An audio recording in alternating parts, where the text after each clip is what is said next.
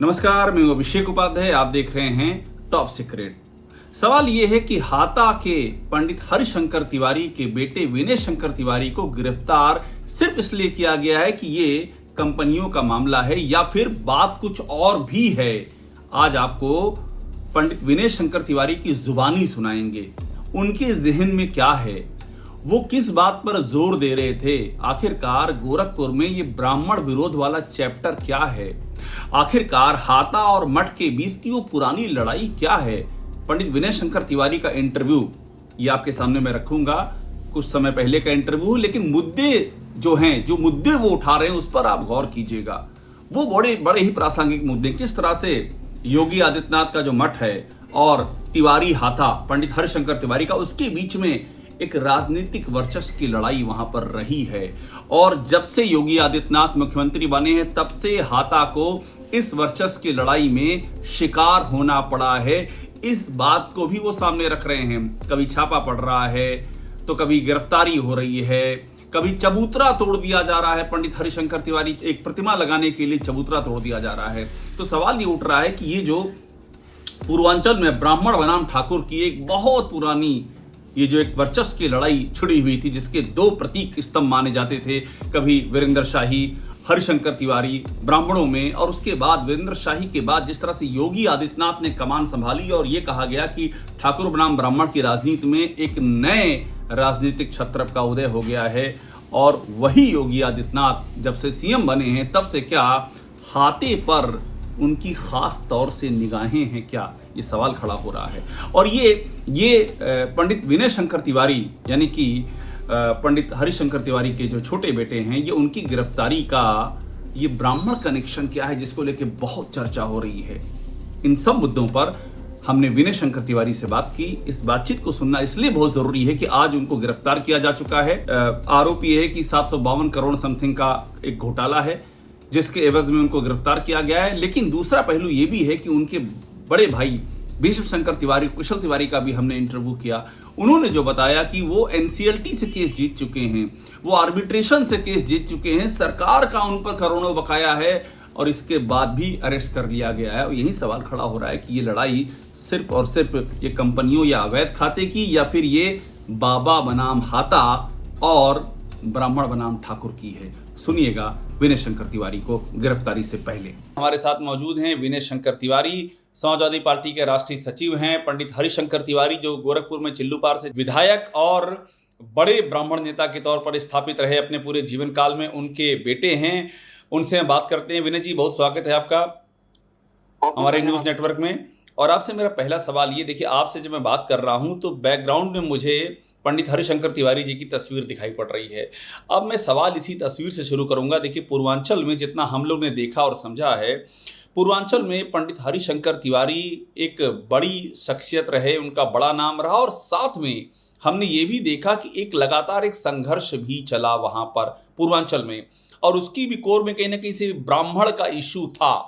तो आप जरा हमको वहीं से शुरू कीजिए। पूर्वांचल में आपके पिता पंडित हरिशंकर तिवारी का जो संघर्ष था और ये जो ब्राह्मण का इशू उस समय भी उफान ले रहा था, वहीं से आप जरा शुरू कीजिएगा इस कहानी को।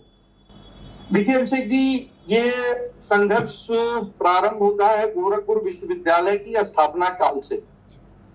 जब गोरखपुर विश्वविद्यालय की स्थापना हो रही थी तो उसमें जातीय आधार पे उस समय तत्कालीन वहां के जो गोरक्ष पीठ के महंत हुआ करते थे दिग्विजय नाथ जी, उनका ये था आशय कि जाति विशेष के लोग, अर्थात जो राजपूत जात के लोग हैं, वही केवल विश्वविद्यालय में रहेंगे या पठन पाठन का कार्य कराने का काम करेंगे। तो वहां से प्रारंभ होते हुए और उस पीठ की ये तीसरी पीढ़ी है जो आज वर्तमान में उत्तर प्रदेश में, अगर जैसा भी आपने कहा कि सबसे बात की आपने, तो 2017 से लेकर अभी तक आप योगी आदित्यनाथ की बात कर रहे हैं, जो अभी गोरखपुर के जो पीठाधीश्वर हैं गोरक्ष पीठ के, योगी आदित्यनाथ, अभी आदित्यनाथ जी जो वर्तमान में इस प्रदेश के मुखिया भी हैं जी। तो इस 2017 से लेकर और 2024 तक अगर आप देखेंगे तो मेरे ख्याल से 1000 से ऊपर ब्राह्मणों के के साथ नाइंसाफ और उनकी हत्याएं हुई हैं। और जब आरटीआई से आप मांगेंगे इसके बारे में तो केवल 18 लोगों की बातें आती हैं। अगर पिछले साल 2 अक्टूबर की घटना है, 2 अक्टूबर 23 की, देवरिया जिले के रुद्रपुर विधानसभा में 7 ब्राह्मणों की हत्याएं की गई थी। सरकार का एक भी मंत्री वहां पे नहीं गया था ऑफिशियली, हालांकि उसको लोगों ने तमाम नाम दिए। इसी तरह से विवेक तिवारी जो कि लखनऊ की एप्पल कंपनी, मैं आपसे विनय जी इन तमाम बातों में बात करूंगा। और ये जो डेटा आप बता रहे हैं इस पर सरकार का भी अपना पक्ष है। सरकार ये कहती है कि हम सबके साथ में न्याय करते हैं, हम सबका साथ सबका विकास करते हैं। इस तरह के आरोप बेबुनियादी सरकार का कहना है, योगी सरकार का कहना है। लेकिन मेरा सवाल वही है जहाँ से अभी शुरू किया था मैंने कि पंडित हरिशंकर तिवारी आपके पिता, उनका और गोरक्षपीठ का जो एक संघर्ष रहा है आपके यहाँ, मुझे जितना याद है हाता पर छापे भी पड़े, हाता जो आपका आवास है उस पर कार्रवाइयाँ भी हुई सरकार की ओर से। तो योगी आदित्यनाथ का और आपके पिता का ये जो उनका आपस का जो राजनीतिक संघर्ष था, क्या वो सिर्फ राजनीतिक संघर्ष था या उससे भी आगे कुछ था? वो क्या था? जो भी था एक राजनीतिक था। और पीठ के लोग ये चाहते थे, जो गोरखनाथ पीठ है वो राजपूत लोगों की ही पीठ है। दिग्विजय नाथ जी जब आए थे तो नानू सिंह नाम उनका हुआ करता था और वो राजस्थान से आए थे और उन्होंने अपना उत्तराधिकारी रामकृपाल सिंह जी को बनाया था, जो बाद में उनका नाम पीठ के तौर पे अवैधनाथ जी हुआ। और ये जो वर्तमान में पीठाधीश्वर हैं ये उनके सगे भांजे हैं इस समय में। तो ये सदैव गोरखनाथ पीठ राजपूत बिरादरी को ही आगे बढ़ाने का काम करती है और कहीं न कहीं ब्राह्मणों से ईर्ष्या या द्वेष रखती रही है। पर मुझे एक बात समझाइए, ये मुझे समझने वाली ये मेरे लिए थोड़ा हैरानी का विषय, क्योंकि गोरक्षपीठ, गोरखनाथ मंदिर, वहाँ तो हम सब जाते हैं, माथा टेकते हैं। मेरे ख्याल से आप भी गए ही होंगे या आपके परिवार के लोग वहाँ गए ही होंगे या आपके रिश्तेदार के लोग वहाँ पर गए ही होंगे। तो वो पीठ तो ईश्वर की पीठ और वहाँ हर कोई जाते हैं। फिर ये जाति वाला एंगल ये कहाँ से आता है? नहीं, देखिए पहली बात तो ईश्वर की पीठ नहीं है, यहाँ हम आपसे मतभेद रखते हैं। अच्छा। देखिए एक संप्रदाय है, वो नाथ संप्रदाय। ओके। इस संप्रदाय सनातन से अलग हुए, जो भी संप्रदाय अलग हुए, सबने अपने गुरुओं के आधार पे ही अपने गुरु को ही ईश्वर माना, चाहे वो बुद्ध हो, चाहे वो महावीर हो या नानक हो या गोरखनाथ जी हो। इनकी ही पूजा की गई। और सेक्ट या सनातन जो उनका जो सेक्ट है या पंथ है, वो पंथ अपने गुरुओं को लेकर चला और सनातन के मूल को उन्होंने त्याग दिया। मुझे ये बताइए कि आपके पिता पंडित हरिशंकर तिवारी, उनका और योगी आदित्यनाथ, ये बहुत ही चर्चित, चूंकि गोरखपुर में आप जाएंगे, आप बस्ती जाएंगे, आप सिद्धार्थनगर जाएंगे, महाराजगंज जाएंगे, देवरिया जाएंगे, तो ये बड़ा चर्चा में रहता है उनका और योगी आदित्यनाथ का इक्वेशन। तो वो क्या मेन वजह थी जो बात इतनी बढ़ती गई? ये आपस में आखिरकार एक ही क्षेत्र के दोनों प्रसिद्ध हस्तियां, प्रसिद्ध नेता, आखिरकार बात कहाँ पर आकर के फंसती थी और कहाँ से वो ये बातें आगे बढ़ती गई? ये ब्राह्मण वाला एंगल कहाँ से जन्म लेता गया? अगर आप देखते कि ब्राह्मण सामान्यतः पढ़ने और पढ़ाने में विश्वास रखता है, शिक्षा देने और लेने में विश्वास रखता है। वर्तमान में अभी आपने देखा होगा कि किस तरह से ठाकुर प्रेम वर्तमान प्रदेश के मुखिया का है कि उन्होंने कहीं भी शायद ऐसी कोई जगह नहीं छोड़ी है जहां किसी पद पे इतने ठाकुर शायद कभी रहे हों, चाहे विश्वनाथ प्रताप सिंह मुख्यमंत्री रहे हों, वीर बहादुर सिंह जी मुख्यमंत्री रहे हों, कोई और मुख्यमंत्री रहा हो। मुझे नहीं लगता है कि इतने राजपूत बिरादरी के लोग एक साथ इतने महत्वपूर्ण पदों पे कहीं न कहीं सामंजस्य स्थापित किया जाता था। ये पहली बार ऐसा हो रहा है कि केवल और केवल जातीय आधार पे निर्णय लिए जा रहे हैं। ढेर सारे फैसले जो वर्तमान सरकार ले रही है वो केवल और केवल अपने सब स्वजातीय लोगों के या स्वजातीय बंधुओं के आधार पर ही लेने का कार्य। तो मैं आपसे अगर मैं आपसे खुलकर पूछूं कि क्या पंडित हरिशंकर तिवारी और सीएम योगी आदित्यनाथ के बीच जो ये राजनीतिक शत्रुता चली, ये मेन वजह इसकी ब्राह्मण राजपूत विवाद ही था क्या? शत्रुता शब्द थोड़ा इसलिए नहीं कि कोई हमारा कोई व्यक्तिगत किसी संपत्ति की तो लड़ाई थी नहीं। हमारी उनकी संपत्ति की लड़ाई नहीं है।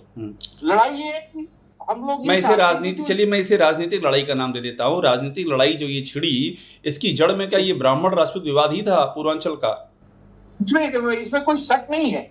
आप देखिए उनके पास जितने भी संस्थाएं हैं, चाहे वो महाराणा प्रताप के नाम पे है, दिग्विजय नाथ के नाम पे है, और जो तुलसीदास जी के नाम पे है उसको इग्नोर किया जाता है। जो भी ब्राह्मण समाज के नाम पे कोई संस्था है उसको इग्नोर की जाती है। अगर जैसे संस्कृत के शिक्षकों की बात आती है तो उसको इग्नोर किया जाता है। और आज ब्राह्मण इस भारतीय जनता पार्टी के राज्यकाल में, खासकर उत्तर प्रदेश में जितनी दुर्गति को प्राप्त है, मेरे ख्याल से ब्राह्मणों की इतनी दुर्गति कभी इतिहास में नहीं हुई। और ये जो छापा पड़ा था हाथा पर, उसकी क्या कहानी है विनय शंकर जी? छापे का मतलब ये था कि उनको हरेस करना था, उनको अपने अधिकार को दिखाना था कि मैं अब मुख्यमंत्री हो गया हूं तो मैं जैसा चाहूंगा वो निर्णय मैं ले सकता हूं। ये इसके अलावा उनका क्योंकि जब छापा हुआ तो वहां से कुछ मिला नहीं, उनको कोई बात नहीं हुई। लोग इकट्ठे हुए, जब लोगों ने जाना कि भी ऐसा हुआ तो पूरे ब्राह्मण समाज के लोग वहां इकट्ठे हुए थे, प्रदेश भर के लोग इकट्ठे हुए थे, लेकिन उनको कहीं कुछ मिला नहीं। तो कुल बात केवल उनकी अपनी निजी अहम की बात थी। पंडित हरिशंकर तिवारी का क्या रुख था, उनकी क्या राय थी? आप उनके बेटे, उन्होंने आपसे शेयर किया होगा। ये जो आप बात कह रहे हैं, ये पीठ और आपके हाथे के बीच में जो ब्राह्मण राजपूत का जो एक विवाद रहा है, आपके पिताजी की उस पर क्या राय थी, उनका क्या सोचना था? हमने कहा ना कि ब्राह्मण सामान्यतः पठन और पाठन में विश्वास करता है, और सदैव अगर इतिहास आप उठाएंगे अभिषेक जी, तो सदैव ब्राह्मणों ने इस देश को सांस्कृतिक नेतृत्व दिया है। आर्यावर्त को कह लीजिए, भारतवर्ष कह लीजिए, आचार्य शंकर से लेके बौद्धों के बाद की बात भी देख लीजिए, तो सदैव अगर किसी ने नेतृत्व दिया है तो ब्राह्मण समाज के लोगों ने ही नेतृत्व देने का कार्य किया है। समाज को भी नेतृत्व देने का काम किया है, लेकिन वर्तमान में जो शासन सत्ता में लोग बैठे हैं उनको ये बात डाइजेस्ट नहीं हो रही है। उनको ये लग नहीं रहा है कि ये कैसे हो रहा है। ये एक तरह से अगर देखा जाए तो ब्राह्मणों के ऊपर या ब्राह्मणों को अनाधिकृत दबाने का या उनको परेशान करने की चेष्टा की जा रही है। और जो चबूतरा बन रहा था उसकी बड़ी चर्चा आई थी विनय जी, उस पर भी आपसे बात करनी है मुझे। वो क्या इशू था? पंडित हरिशंकर तिवारी का कोई शायद जन्म दिवस है, जन्मशती का कुछ, जन्मशती तो नहीं होगी, जन्म दिवस का कोई मैटर होगा। उसमें कोई चबूतरे का प्रतिमा का निर्माण का इशू था जिसको कि ढाने की बात सामने आई थी। क्या था पूरा प्रकरण? वो प्रकरण ये था कि उनका आदरणीय हरिशंकर तिवारी जी का जन्मदिन होता है 5 अगस्त को जी। उसके पहले गांव के लोग, जो हमारा पैतृक गांव है, और गांव के लोगों ने एक छोटी सी जगह थी ग्राम समाज की, जिसपे उनकी मूर्ति का रखने का निर्णय लिया था। ग्राम प्रधान ने और ग्राम सभा के सदस्यों ने, पूरे गांव ने मिलकर रखा था, और वहां पे चबूतरे का निर्माण लगभग हो चुका था। ये जानकारी जब प्रदेश के मुखिया को मिली तो प्रदेश के मुखिया ने उसको एक तरह से सरकार के माध्यम से गिराने का काम किया। पर क्यों मुझे समझ में नहीं आ रहा है कि आखिरकार वो चबूतरी को गिराने का काम क्यों करेंगे? हाँ, क्यों करेंगे? ये आरटीआई में हम लोगों ने उनसे मांगा था सरकार से, तो हमने ये भी कहा था कि भाई सर, गोरखपुर में ढेर सारी मूर्तियां लगी हुई हैं, ताकि वो मूर्तियां किस हिसाब से लगी हुई हैं और किसके इस पे वो मूर्तियां लगी हुई हैं, लेकिन उन्होंने उसका अभी तक कोई उत्तर, हमें प्रॉपर उत्तर नहीं दिया। पंडित हरिशंकर तिवारी से किस बात की चिढ़ उनको? अब ये तो किस बात की चिढ़ है ये तो वो बता सकते हैं, मैं कैसे बता सकता हूँ? नहीं, आपको क्या लगता है? मैं इसलिए कह रहा हूँ क्योंकि आप चिल्लूपारा से आप विधायक रह चुके हैं, आप योगी जी के खिलाफ लोकसभा का इलेक्शन भी लड़ चुके हैं, आप गोरखपुर को समझते हैं। मैं इसीलिए पूछ रहा हूँ कि पंडित हरिशंकर तिवारी से समस्या क्या रही है योगी आदित्यनाथ जी को, जो इस समय सीएम हैं?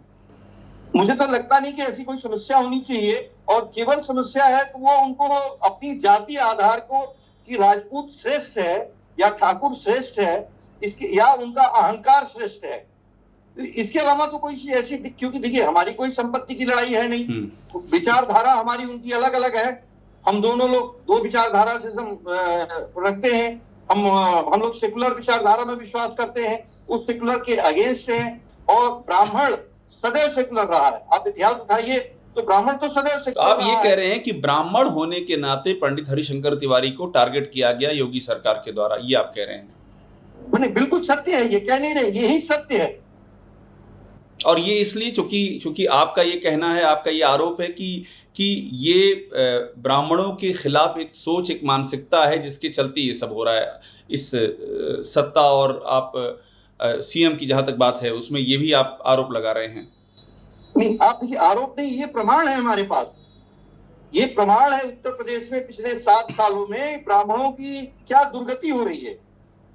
मतलब चाहे वो कर्मचारी हो या कोई अधिकारी हो या कोई सामान्य व्यक्ति हो, राजनीतिक व्यक्ति हो, व्यवसायी हो या कोई अन्य व्यक्ति हो, सबके साथ अगर आदित्यनाथ की जो वर्तमान सरकार है ये ब्राह्मणों के को टारगेट पे रखी है, निशाने पे रखी है। इतना दुर्व्यवहार ब्राह्मणों के साथ मुझे नहीं लगता कि इतिहास में कभी हुआ होगा जितना दुर्व्यवहार वर्तमान समय में हो रहा है। तो मतलब आप क्या कह रहे हैं, योगी आदित्यनाथ एंटी ब्राह्मण सोच रखते हैं? नहीं, आपने देखा होगा कि उनका जो स्वभाव है ब्राह्मणों के खिलाफ है। पर वो तो संत हैं, संत कैसे किसी जाति या उसके संप्रदाय के खिलाफ हो सकता है? देखिए, संत एक अलग परिभाषा है। जोगी होना और संत होना दोनों दो चीज है। संत मतलब आपको किसी भी चीज की मतलब निरपेक्ष भाव होना चाहिए। तो मुझे तो उनका निरपेक्ष भाव आज तक नहीं दिखा, हो सकता है आपको दिखा हो। संत जो होता है वो तो सबकी, वो तो मन से ऊपर की बात करता है, निरपेक्ष होता है वो। लेकिन वर्तमान जो ईश्वर है निरपेक्ष तो नहीं है कहीं से, वो तो हर जगह एक तो राजनीति में है और छोटी बड़ी हर राजनीति में उनकी दखलंदाजी है। तो कोई राजनीतिक व्यक्ति अगर वस्त्र विशेष, रंग विशेष से अगर संत हो जाता है तब तो संत हो सकता है कोई, लेकिन रंग विशेष के वस्त्र पहनने से मुझे नहीं लगता कि कोई व्यक्ति संत हो जाएगा। मुझे एक बात और बताइए आप कि हिंदू युवा वाहिनी जो वहां पर काम करती आई है उसको भी आप लोगों ने करीब से देखा होगा। आप जब ये बात कह रहे हैं कि ये ब्राह्मण बनाम ठाकुर का पूरा ये परिप्रेक्ष्य है गोरखपुर में, जो ये लड़ाई मठ और हाथे के बीच में चली लंबे समय तक, अभी भी आप लोगों को निशाने पे लिया जा रहा है। हिंदू युवा वाहिनी, ये युवा वाहिनी तो हिंदुओं को संगठित करने के नाम पर बनाई गई। आप ये कह रहे हैं कि ये सारा रुझान एक जाति विशेष का है? जो भी वाहिनी बनाएगी उसमें देखिए जो भी लोग बने इस जाति विशेष के लोग ही हैं। हिंदू युवा वाहिनी में भी जैसे उसमें किसी आपको कोई दूसरी जाति के लोग नहीं मिलेंगे उस वाहिनी में। वो ठाकुर वाहिनी है, वो कहने को हिंदू वाहिनी है, वो तो उसमें ऊपर से नीचे तक सभी लोग ठाकुर जाति के लोग थे उसमें। तो ये कहने के लिए केवल था कि नहीं कि वो हिंदू युवा वाहिनी है। एक बात का सवाल मैं आपसे, और इंटरव्यू खत्म करने से पहले मैं एक और आपसे बात जानना चाहूंगा, क्योंकि एक बात ये भी छिड़ती है और आपसे बेहतर कोई नहीं बता पाएगा। एक तबका ये भी है जो आपके पिताजी के बारे में कहता है कि बड़े बाहुबली आपके पिताजी थे, वो 6 बार के लगातार विधायक रहे हैं, उनका एक लंबा राजनीतिक जीवन रहा, ये भी एक सच है, उनके फॉलोअर्स हैं अच्छे खासे, ये भी एक सच है। लेकिन एक तबका कहता है कि नहीं वो तो बहुत बड़े बाहुबली थे और एक तरह का जैसे कि उनका एक अपना साम्राज्य था, ये भी आरोप लगते हैं उनके ऊपर। अगर ये आप देखिए कोई भी आरोप अगर लगेगा तो माननीय न्यायालय उस आरोप को सिद्ध करता है। अगर न्यायालय ने कहीं उनको सिद्ध किया हो किसी बात पे तो हमें स्वीकार है। अगर न्यायालय ने किसी बात को सिद्ध नहीं किया है तो उसको कैसे हम और आप स्वीकार करते हैं? तो जनता ने उनको स्वीकार किया। अगर 6 बार वो जनप्रतिनिधि रहे तो आदरणीय जनता, जो आदरणीय जनता थी, उन्होंने उसको स्वीकार किया। जो लोग उनके पास आते जाते थे पब्लिक के लोग थे। अगर इस तरह की कोई, जैसा आप कह रहे हैं, अगर ऐसा होता तो न्यायालय कोई न कोई उस पर व्यवस्था देता, और न्यायालय अगर व्यवस्था देता तो वो सबको स्वीकार होती। तो न्यायालय ने तो ऐसी कोई व्यवस्था दी नहीं। आपको क्या लगता है कि आप समाजवादी पार्टी का हिस्सा हैं इसमें विनय जी, समाजवादी पार्टी की ब्राह्मणों को लेकर के क्या है? क्योंकि समाजवादी पार्टी के बारे में कहा जाता है कि Muslim plus Yadav, MY combination उसके साथ में जोड़ा जाता है।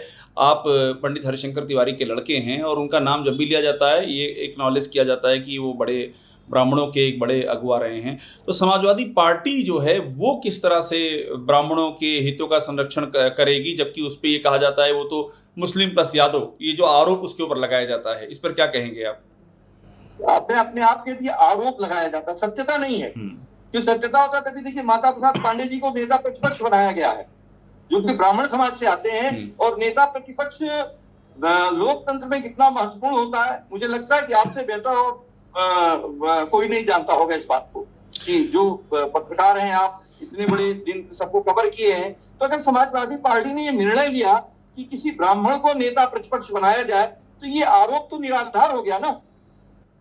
अब मुझे एक बात बताइए, आप लगातार ये कह रहे हैं कि ब्राह्मणों को टारगेट किया जा रहा है।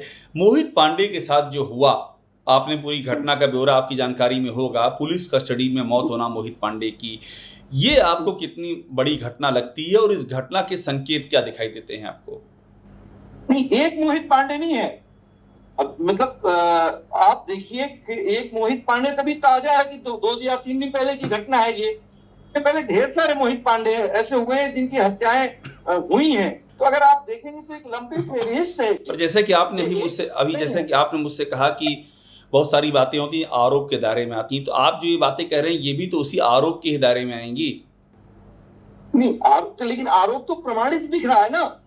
चाहे मोहित पांडे की हत्या हो, घनश्याम तिवारी की हत्या हो, रुद्रपुत्र का हत्याकांड हो, या विवेक तिवारी की हत्या हो, और जो कमलेश तिवारी की हत्या हो, जो कमलेश तिवारी जिनके अनुसांगिक संगठन के ही व्यक्ति हुआ करते थे, उनकी हत्या हो, तो ये तो हत्याएं तो सीधे प्रमाणित हो रही है ना। ये आरोप कैसे हो गया? आपसे मेरा अंतिम सवाल ये है विनय शंकर जी कि क्या आपको लगता है कि जो बीजेपी के नेता सुनील बराले ने कहा था कि अब ब्राह्मणों को एकजुट होने का समय आ गया है, क्या आपको लगता है कि ब्राह्मण का कोई वोट बैंक नहीं है, और क्या ब्राह्मण भी अब वोट बैंक की ओर आगे बढ़ रहे हैं, और क्या ये अच्छे संकेत हैं समाज के लिए अगर ऐसा जाति विभाजन होता है? तो देखिए, ब्राह्मण जब तक एक नहीं होगा तब तक लोकतंत्र सुरक्षित नहीं होगा। लोकतंत्र तभी सुरक्षित होगा जब ब्राह्मण इकट्ठा हो जाएगा, क्योंकि लोकतंत्र के बारे में सबसे ज्यादा अगर किसी ने काम किया है तो ब्राह्मण समाज के लोगों ने काम किया है। और ब्राह्मण स्वभाव से ही लोकतांत्रिक होता है। आप अगर ऋषियों की बात करें, अगर और अभी तक लोकतंत्र की जननी अगर कह दिए ऐसा आर्यावर्त को कहा जाए, तो मुझे लगता है कि ये अतिशयोक्ति नहीं होगी। और ब्राह्मणों ने ही सबसे ज्यादा लोकतांत्रिक प्रक्रिया को अपनाने का काम किया है। आपको लगता नहीं विनय जी कि ब्राह्मण हो, क्षत्रिय हो, राजपूत, इन सब के बीच में एक आपसी सौहार्द, या दलित हो, ओबीसी हो, एक आपसी सौहार्द और प्रेम जैसी चीजें हो, ना कि विभाजन हो, ये कैसे अचीव किया जाएगा? ये तो बड़ी चुनौती सबके लिए है, ये हर एक जाति समूह के लिए बड़ी चुनौती है। क्या आपको लगता है ये खाई ये चौड़ी होती जा रही है, इसको भरने की जरूरत है? नहीं, कैसे भरेगी? जब हमारे प्रति आप वैमनस्य रखते हैं, कोई भी ब्राह्मण समाज के प्रति कोई भी बात होती है ना, आप उसको कहीं स्थान नहीं देते हैं, अपमानित करते हैं जगह जगह, तो अगर अपना हक कैसे ब्राह्मण पाएगा?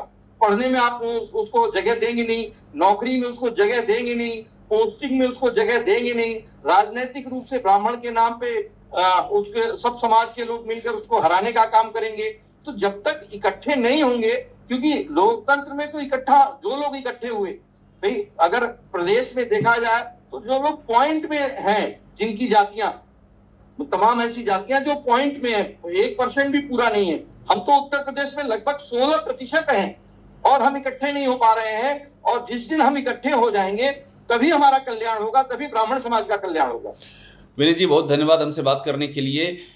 ये विनय शंकर तिवारी थे, समाजवादी पार्टी के राष्ट्रीय सचिव, चिल्लूपार से विधायक रह चुके हैं। और हमने इसके पहले चूंकि बीजेपी के एक बड़े ब्राह्मण नेता से बात की थी, अब हमने समाजवादी पार्टी के ब्राह्मण नेता से बात की। और चूंकि ये सवाल उठ रहा है इस समय कि क्या ब्राह्मण निशाने पर है, ऐसी कई सारी घटनाएं हुई हैं, और सवाल ये भी उठ रहा है कि क्या ब्राह्मण भी एक वोट बैंक जैसी स्थिति होती जा रही है। इन सभी चीज़ों पर बात करने के लिए विनय शंकर तिवारी, समाजवादी पार्टी के राष्ट्रीय सचिव, हमारे साथ जुड़े थे। विनय जी, आपका बहुत बहुत धन्यवाद। बहुत बहुत धन्यवाद।